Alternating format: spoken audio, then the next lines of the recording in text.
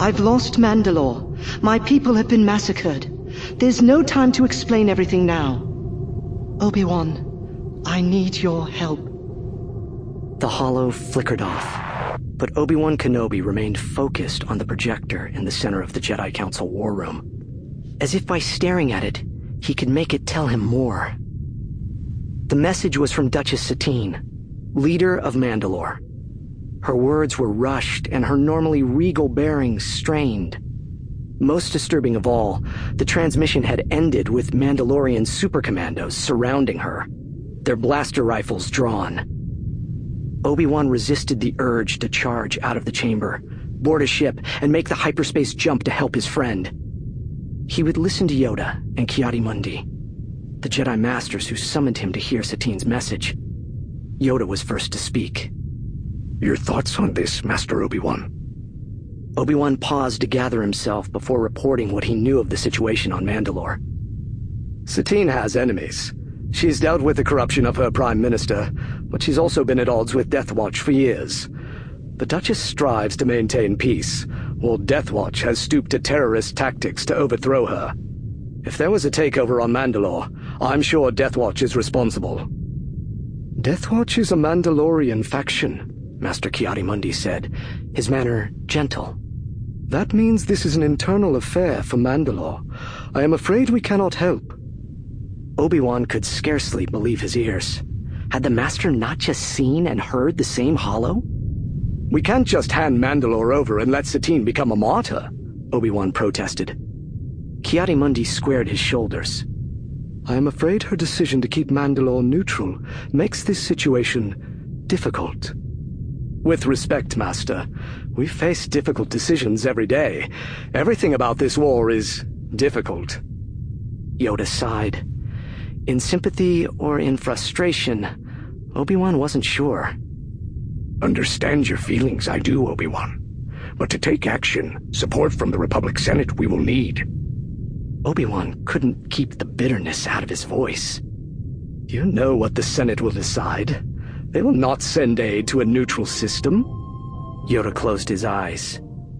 At this time, nothing more can we do. Obi-Wan took note of their regretful expressions. He composed his own face. Yes, Masters, he said. I understand. Slowly, calmly, he exited the chamber to begin disobeying their orders. Few in the bustling hangar took notice of Obi-Wan as he approached his Eta II Actis-class interceptor. Things would be different on Mandalore.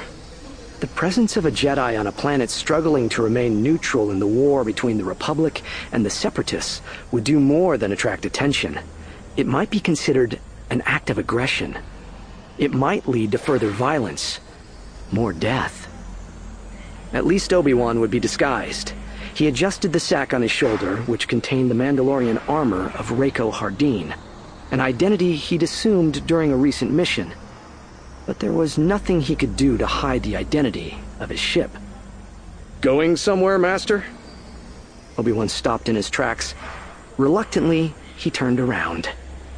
Anakin wore the exact smug smile Obi-Wan knew he would, but the smirk was balanced by the concern in his friend's eyes. What's in the bag?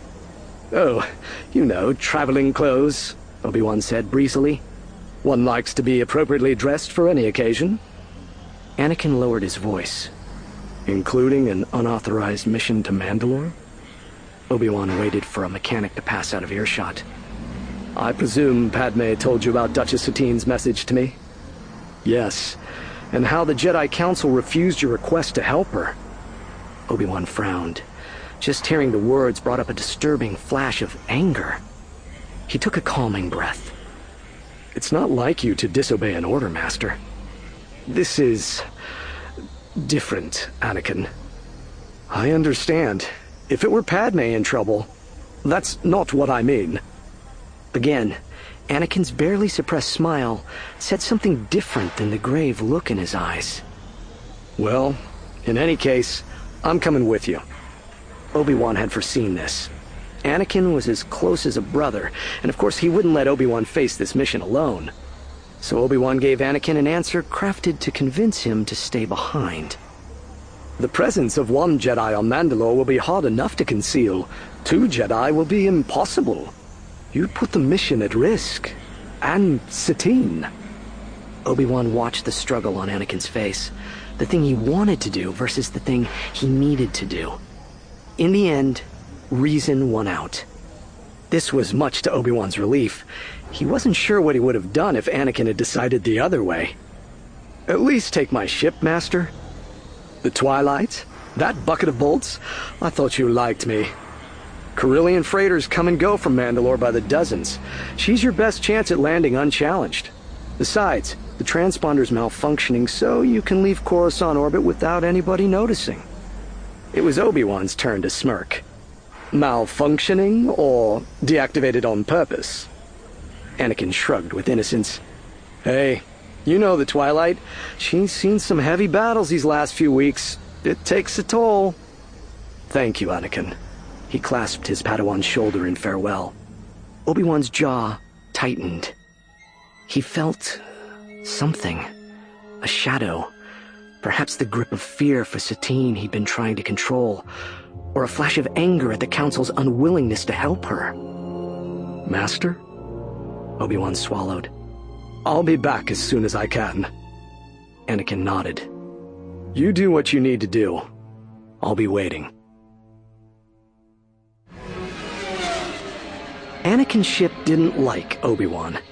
Trying to land a piece of rubbish like the Twilight convinced him more than ever that flying was for droids. Smoke billowed from the portside engine and leaked into the cabin as Obi-Wan struggled to squeeze the ship through a gap in the great dome of Sundari, capital city of Mandalore. He sat down on a loading dock, but before he could congratulate himself on surviving the landing, a power junction centimeters from his face erupted in a death cough of sparks and flames. Anakin, he grumbled. That's the last time I borrow a ship from you. At least the flames hadn't singed his beard. He fitted Reiko Hardeen's helmet over his head and made his way down the landing ramp. A Mandalorian in the red and black armor of a super commando approached. He was fully outfitted with missiles, explosives, a blaster, and best of all, code cylinders. This was an opportunity for a disguise upgrade. Do you have a landing permit? Barked the commando. Obi-Wan made a show of checking his pouches. I think I left it in my ship. Come with me and I'll get it. The commando paused a moment and then followed Obi-Wan up the ramp. Why did they always fall for that? Obi-Wan almost felt sorry for him. Moments later, he came back down the ramp wearing the unconscious commando's armor.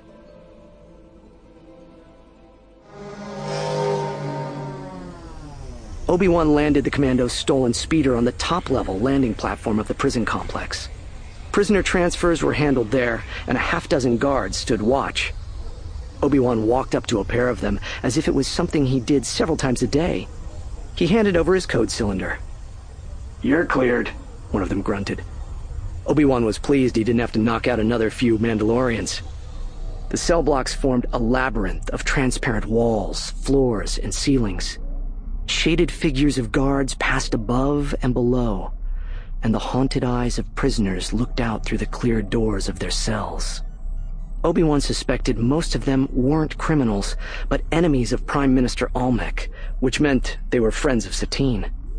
With help from the Jedi Council and a squad of clone troopers, he could free them all and help restore freedom to the whole planet. But that's not what he was there for. He was there to free only one person.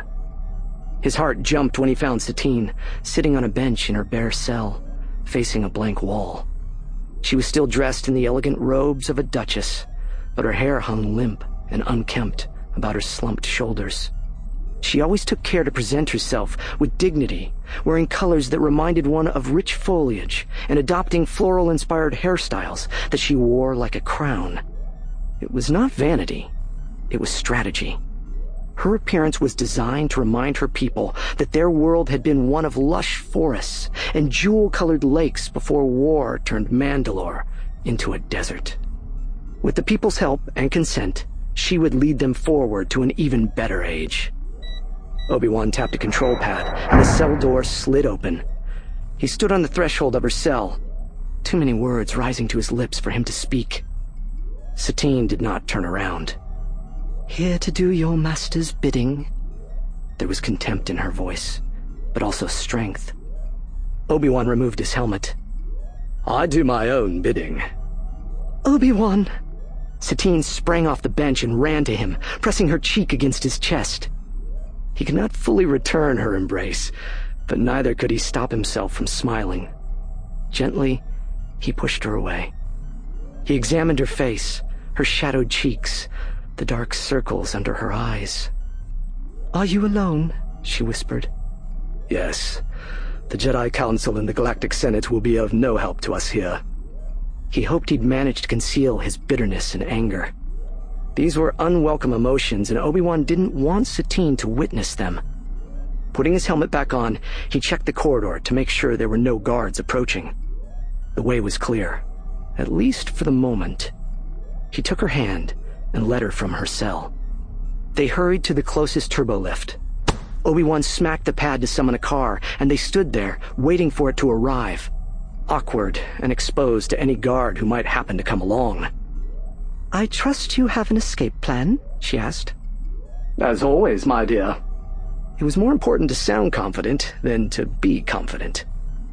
At last, the lift door opened, and standing right there was the towering, broad-chested figure of yet another super commando. There was at least